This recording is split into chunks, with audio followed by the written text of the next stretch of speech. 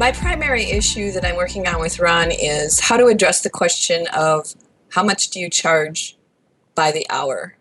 That seems to kind of be the first question anybody asks when they're seeking out my services. Ron's response to that, and the scenario now that I use whenever I'm asked that question, is I don't, meaning I don't charge by the hour anymore.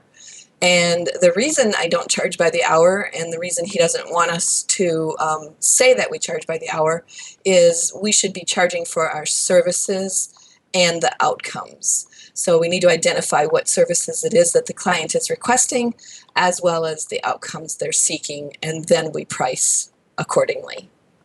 You have the conversation prior to even beginning to do the work. So the customer has agreed to your services as well as the price that they're going to pay. So ultimately, yes, it becomes a fixed price. We're always supposed to offer 3 different options. It can be based on the length of the project, it can be based on payment terms, and obviously it also needs to include the services that we're providing and the outcomes or solutions that we're providing to the customer.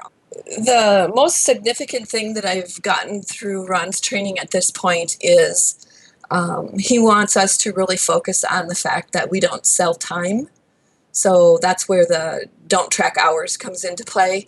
He wants us to focus on the fact that we sell knowledge. Ron has left me with homework, and the homework includes implementing value pricing. And I'm also working on a script so that words flow more easily when I get a prospect's phone call or first contact. I have one customer in particular that we now have a 1-year contract, and because we had the conversation up front, they understand that it's a process and kind of not a one and done. So by having the value conversation and implementing value pricing with this particular customer, I now have a long-term established relationship with them for the level of project or the phase and the scope that we've defined. But more importantly, what I think it has done is it's put me in a position to continue to work with this client or customer long term.